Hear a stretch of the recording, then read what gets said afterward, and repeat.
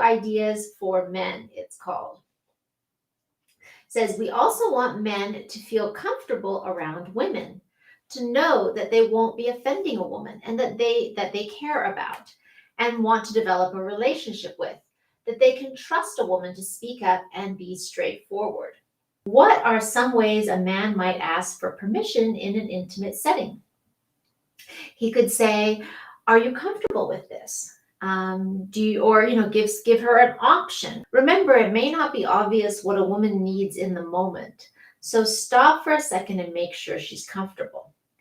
In practice, if a girl likes a guy and knows she wants to have sex with him, he will not screw this up by asking for permission. It's only relevant when she is still on the fence about a guy. Even when I've made up my mind that I like a guy, if he acts in a way, like if he just behaves like really grabby and pushy in a way that's violating, then it can be a big turnoff for me, right? So even if I like the guy, if he's being too pushy, it'll be a turnoff. Let's acknowledge another reality here.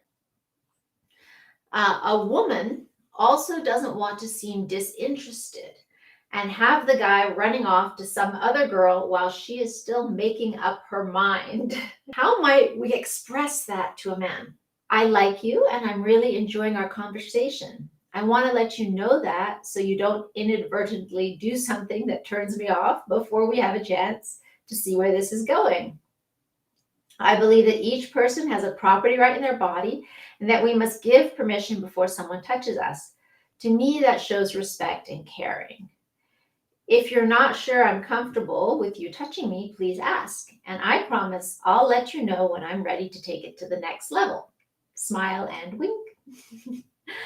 I'll bet you can come up with way more inventive and interesting ways to say the same thing. Dress to impress. I'd like to make one more distinction here. While there is certainly no way a woman can dress her body that justifies violation or rape, we must still take responsibility for the impact of how we dress.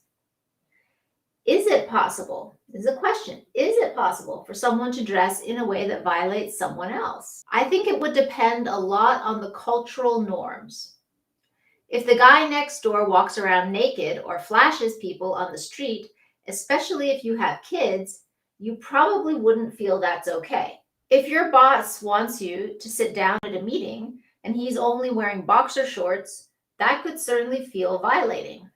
A married woman may feel violated by a single woman dressing in an overtly sexual way around her husband. If women expect men to see them as professionals and not sex objects in the workplace, then we might want to dress and act to make it a little easier on everyone. It is only logical to dress for the outcome you want to achieve. Let's appreciate that the standard of quote-unquote appropriate dress varies enormously based on cultural norms, and it changes. I don't see this as a fundamental moral issue, meaning a violation of property rights, but rather a norm, meaning something that is socially acceptable or not based on the norms of a culture. Sexism in the workplace. I will save a thorough discussion of this topic for another guide. Don't have room to do it here. But I want to create a distinction here because this topic used to confuse me. All things are not created equal in the work environment. Culture and history really do matter in this case. Just as we outlaw making racist jokes, making sexist jokes in the workplace perpetuates a negative and false stereotype of women as dumb sex objects. Men who, I've heard men talk about this and they're like, well, I don't mind if a woman objectifies me, right? That's not the same thing at all. Why? If women put up a picture of Chippendale dancers, it simply doesn't have the same psychological impact as men putting up a woman's swimsuit calendar. A picture of a bare-chested man doesn't denigrate all men of intelligence and authority. Why? Because men as a group have not been traditionally dismissed as sex objects. Let's be real. Based on simple biology, men already struggle to see a woman in a non-sexual way. Add to that generations of cultural objectification of women, and it makes it even harder for a man to view women as professional equals and take sex out of the equation in the workplace.